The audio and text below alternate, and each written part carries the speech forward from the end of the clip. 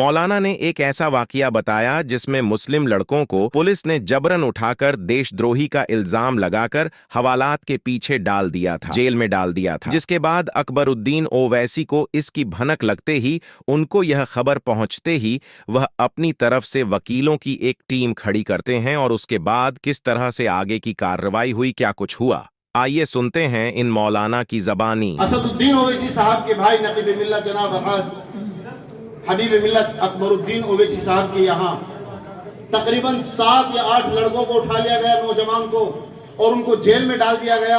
और जेल में डालने के बाद उनके ऊपर गोया देशद्रोह का मुकदमा चला।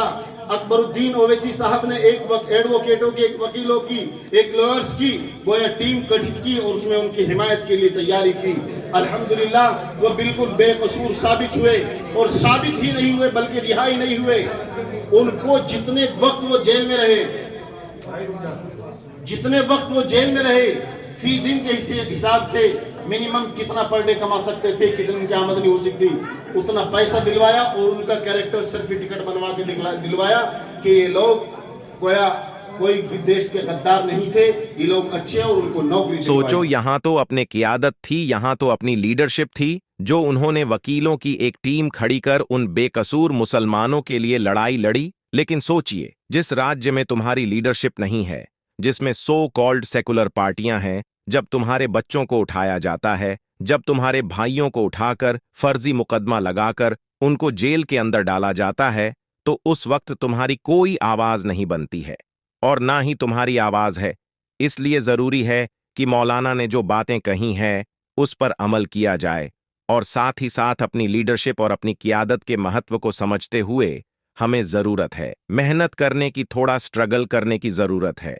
अब इसके बाद सुनते हैं कि मौलाना ने एक झोपड़ी वाले मालिक और आलीशान बंगले के एक नौकर की कहानी बताएं, मिसाल देकर उनके महत्व को समझाया और समझाया कि झोपड़ी का मालिक कैसे अपनी जिंदगी गुजरता है और एक नौकर आलीशान बंगले में तो रहता है मगर उसकी आजादी नहीं होती, मनचाहे कपड़े पहनने की, मनचाहे काम करने के लिए। आगे क्या कुछ कह रहे हैं मौलाना।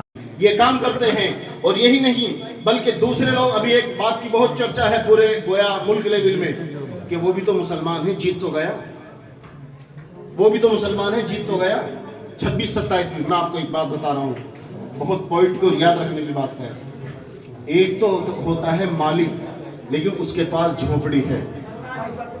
एक होता है बिल्डिंग में रहने वाला आदमी, लेकिन वो रेंट पर है, किराए पर है।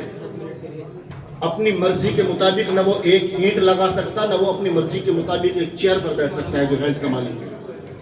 लेकिन असदुद्दीन ओवैसी साहब में और दूसरे लोगों में क्या डिफरेंस है, ये बात समझे जरा। आपको मालूम होगा तलाक सलासा का बिल जिस वक्त पास हुआ, जनाब मौलाना असरारुल हक कासमी नव्वरल्लाहु मरक़दहु बरदल्लाहु मस्जा, जो गोया किशनगंज से उस वक्त एमपी थे, दारुल देवबंद की शूरा के रुकन भी थे, हमारे सरों के ताज थे, उस वक्त वो पार्लियामेंट में नहीं पहुंच सके। तो बैरिस्टर असदुद्दीन ओवैसी साहब ने कहा, मौलाना आप हमारे रहबर हैं, रहनुमा हैं, आप हमारी शरीयत पर डाका डाला जा रहा था, हमारी शरीयत पर लूटमार की जा रही थी, हमारी शरीयत को गोया हर तरीके से डकैत बैठे हुए थे लूटने के लिए, लेकिन आप हमारे आलिम होने के बावजूद, दारुल देवबंद की शूरा के रुकन होने के बावजूद आप उस वक्त में भी हाजिर नहीं हो सके, जबकि अलावा मेरे कोई और दूसरे बोलने वाला मौजूद नहीं था। मौलाना असरारुल हक कासमी साहब की बात सुनिए। मौलाना असरारुल हक कासमी साहब की आंखों में आंसू आ गए, आंखें अश्कबार हो गई, और मौलाना ने एक लफ्ज़ फरमाया, बैरिस्टर साहब आप अपने मकान के मालिक खुद हैं, मैं एक किराएदार हूँ। मेरे पास पार्टी के आला कमान लोगों का फ़ोन आया कि आज आपको पार्लियामेंट में नहीं जाना, चूँकि वो कांग्रेस के पार्लियामेंट के सदस्य, कांग्रेस के एमपी थे, कांग्रेस के टिकट पर चुनाव लड़कर के जीते थे। ये डिफरेंस है कि गोया सहारनपुर के एमपी हाजी फजलुर रहमान साहब क्या मुसलमान नहीं है? मायावती की पार्टी से मुसलमान है, 3 तलाक का बिल पास हो रहा है, लेकिन ऐसे बैठा हुआ देख रहा है। ऐसा नहीं है एजुकेटेड नहीं है, अलीग है, लेकिन ओवैसी साहब खड़े हुए हैं और बोल रहे हैं। ये ओवैसी साहब की बात है। ओवैसी साहब पर नुक्ताचीनी करने वालों, शर्म आनी चाहिए तुम लोगों को।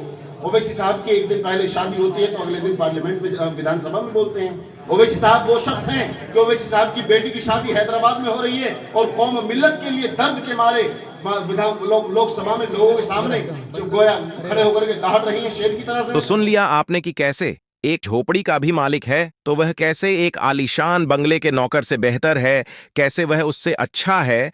आप अगर इस वीडियो को देखकर अपने आप को कंपेयर करते हैं कि जिस तरीके से और सांसद जीते हुए हैं दूसरी पार्टियों के, और आपका एक लीडर जो बिल्कुल आजादी के साथ बोलता है, चिल्लाता है और बात करता है, दुश्मनों के आंख पर आंख डालकर बात करता है, कैसे उनसे बेहतर है जिनके पास सैकड़ों सांसद हैं लेकिन उनके गले में पट्टा पड़ा हुआ है, उनके मुंह पर उनकी पार्टी की तरफ से लगाम लगा दी गई है जिससे वह ना तो आजादी के साथ बोल सकते हैं ना ही वह आजादी के साथ अपनी जबान खोल सकते हैं।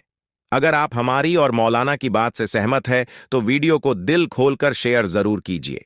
लाइक करने के कोई भी कंजूसी नहीं होनी चाहिए, और हाँ, और भी मजेदार और धमाकेदार वीडियो पाने के लिए चैनल को सब्सक्राइब और पेज को फॉलो भी जरूर करें। धन्यवाद।